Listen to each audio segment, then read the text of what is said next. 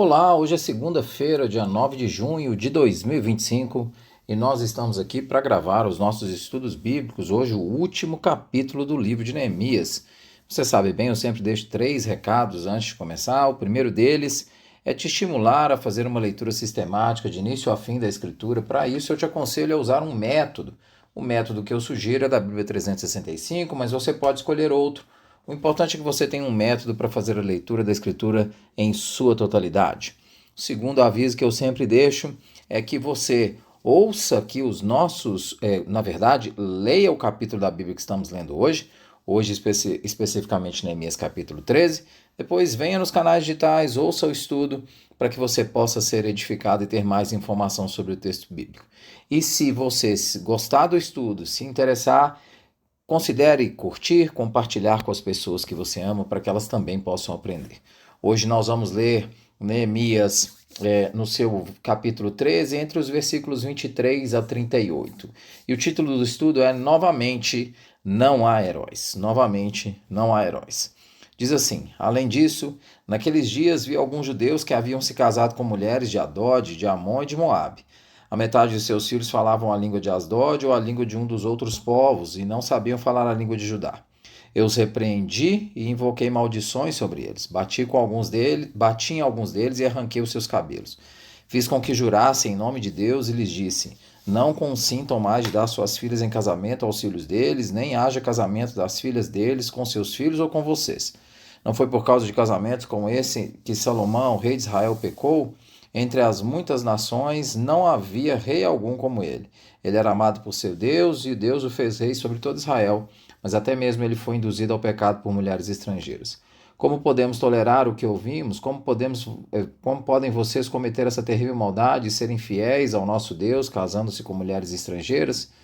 Um dos filhos um dos filhos de Joiada, filho do sumo sacerdote Eliasabe, era genro de Sabalate, o Honorita. Eu o expulsei para longe de mim. Só corrigindo um erro, eu falei de 23 a 38, é de 23 a 28, tá bom? 23 a 28. Neemias capítulo 13 apresenta um dos capítulos mais complexos e desconfortáveis do livro, revelando tanto uma paixão admirável de Neemias pela santidade, quanto métodos questionáveis de reforma e uma religiosidade que acaba desembocando em aspectos que não são corretos, mostrando só aquilo que nós já sabemos. Neemias, como qualquer um de nós, é um homem sujeito a falhas e com caráter falho. Então há uma tensão aqui no capítulo entre o zelo legítimo pela obediência da lei e os perigos de um legalismo autoritário. Se nós olharmos para o capítulo 13, ele relata o retorno de Neemias a Jerusalém após um período que ele vai para a corte persa. Ele fala assim, no versículo 6, mas enquanto tudo isso estava acontecendo, eu não estava em Jerusalém, pois no 32º ano do reinado de Artaxerxes, rei da Babilônia, voltei ao rei. Algum tempo depois, pedi sua permissão e voltei para Jerusalém. Então, Neemias volta para servir na corte do rei e ele começa a ouvir e descobrir múltiplas violações da lei que haviam se desenvolvido durante a sua ausência, e ele volta e estabelece um conjunto de reformas. 4 reformas especiais são narradas aqui. A primeira é a expulsão de Tobias do templo, que acontece entre os versículos 4 e 9. A segunda, a restauração do sustento dos levitas, que acontece entre os versículos 10 e 14.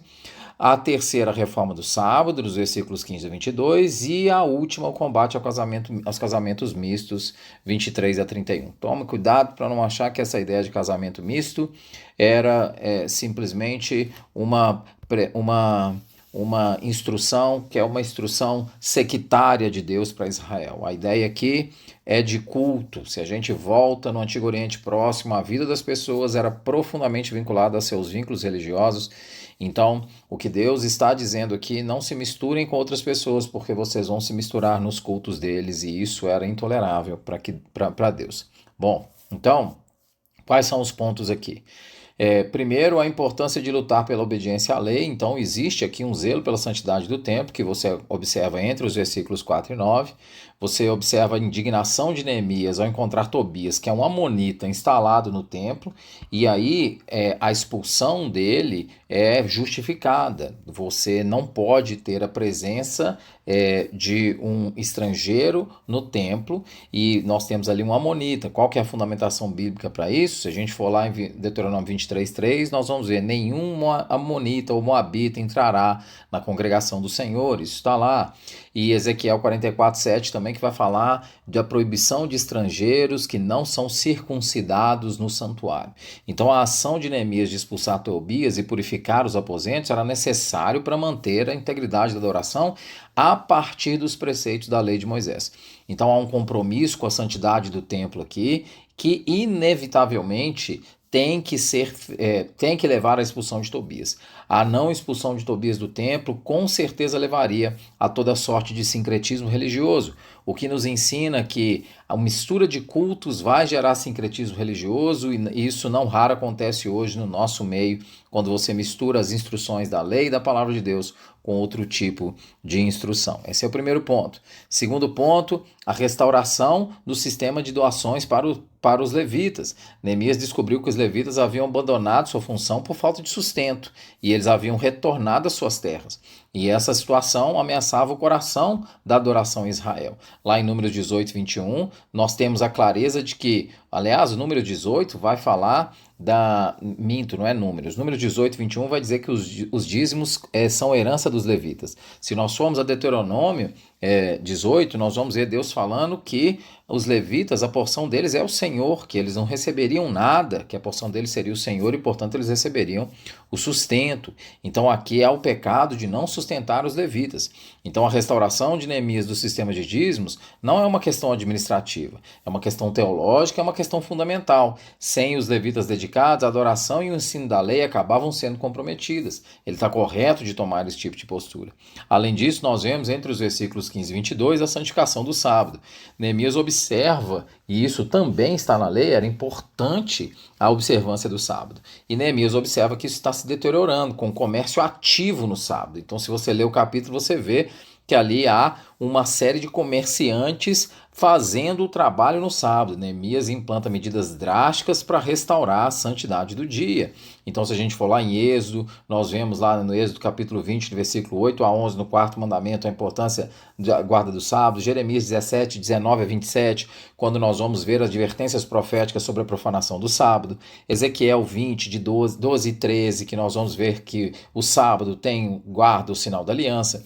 Então, o sábado era crucial como identidade israelita para um povo que separava esse dia para a adoração do seu Deus. E aí nós vemos o combate aos casamentos mistos, que acontece entre os versículos 23 a 31, nós lemos entre 23 e 28, e aí há aqui uma ameaça à continuidade da fé, principalmente porque os filhos já não conseguem falar hebraico, portanto não vão conseguir entender a lei de Deus e não vão conseguir adorar o seu Deus. Então nós vemos lá em Deuteronômio capítulo 7, no início do capítulo, a proibição do casamento com povos pagãos. E nós também temos o exemplo negativo de Salomão, que é narrado aqui por Neemias, quando ele fala que a partir do versículo 26, não foi por causa de casamentos como este que Salomão, rei de Israel, pecou. Então, aqui Neemias também quer estabelecer a reforma nos casamentos. Mas qual que é o problema? Aqui Neemias adota métodos questionáveis. No versículo 25 diz assim: eu os repreendi, invoquei maldições sobre eles, bati em alguns deles, arranquei seus cabelos, fiz com que jurassem em nome de Deus e lhes disse: não consintam mais em dar suas filhas em casamento aos filhos deles, nem haja casamento das filhas deles com seus filhos. Neemias vai repreender com métodos questionáveis, e ele vai usar a violência, ele vai amaldiçoar e ele vai espancar e vai arrancar os cabelos de alguns deles. Então, o que tem aqui em Neemias quando nós vemos o capítulo todo? Nós vemos que há sinceridade em Neemias. E ele tem um zelo, não é? Mas o zelo precisa ser exercido com sabedoria. Embora a causa fosse justa, os métodos de Neemias no final do capítulo mostram falta de controle. Além disso, mostra uma liderança autoritária. Ele assume um papel de juiz e executor e ultrapassa a sua autoridade. Ele começa a bater, arrancar os cabelos das pessoas. E aí ele começa com uma violência desnecessária, agressão física que não era prescrita pela lei de nenhuma forma, pela lei, nesse tipo de situação. Então, há aqui em Neemias um traço clássico de legalismo, uma confiança na coerção externa ao invés da transformação do coração. Ele está confiando muito no que a coerção externa vai trazer resultados e não a transformação do coração. A falta de graça em Neemias em não instruir o povo de maneira compassiva. E autoritarismo, no sentido de tentar impor a sua vontade pessoal às pessoas que ali estão. Então, apesar de Neemias estar fazendo uma série de reformas aqui que são justificáveis do ponto de vista da lei, ele adota alguns métodos que são muito problemáticos. O que a gente pode tirar de lição positiva aqui? Sim, é preciso ter zelo. Pureza doutrinária, pureza moral, é verdade. Também, quando você tiver pureza doutrinária e pureza moral, você vai precisar ter coragem, porque você vai confrontar compromissos que estão instalados no meio da comunidade, como ele observa. E preciso ter persistência, porque você vê no capítulo inteiro, nós vemos um trabalho de restauração sendo feito no capítulo, não me desculpe, no livro inteiro, nós vemos um trabalho de restauração sendo feito por Neemias e volta a acontecer problema. Mas é importante entender que não se pode ter autoritarismo com métodos coercitivos, há de se balancear a verdade com a graça na disciplina. A disciplina não pode ser só uma disciplina dura, sem trazer graça, e há necessidade de que qualquer disciplina seja fundamentada na Bíblia. Não há espaço na Bíblia para violência, para que você busque a restauração. Então a ideia é buscar restauração e não punição. Então, se nós olharmos para o capítulo de Neemias 13, nós vemos um caso complexo aqui. Nós vemos que Neemias tem um zelo pela santidade, e esse zelo é essencial, mas nós também vemos que esse zelo tem que ser exercido com sabedoria. Então, quantas vezes lideranças ultrapassam a sabedoria ou agem sem sabedoria para exercer zelo? O capítulo nos lembra que mesmo líderes piedosos como Neemias podem permitir que o zelo legítimo se corrompa para um legalismo opressivo. A reforma verdadeira não requer apenas confrontação do pecado, mas ela requer a transformação do coração através da palavra e do Espírito, não é na força. Na história da igreja, não foi incomum o uso de violência em nome de Deus, e isso sempre trouxe problemas. Além de trazer problemas para dentro da própria igreja, isso sempre trouxe problemas do testemunho, daquilo que a gente conta para as pessoas a respeito da nossa fé. Para líderes contemporâneos, Neemias capítulo 13 oferece tanto um modelo de advertência, sim, que nós temos que ser zelosos para a santidade, mas é importante tomar cuidado com a religiosidade. Então nós vemos aqui uma tensão, sim, entre verdade e graça, entre santidade e amor, e ela tem que ser navegada com sabedoria bíblica. É necessário ter sabedoria bíblica.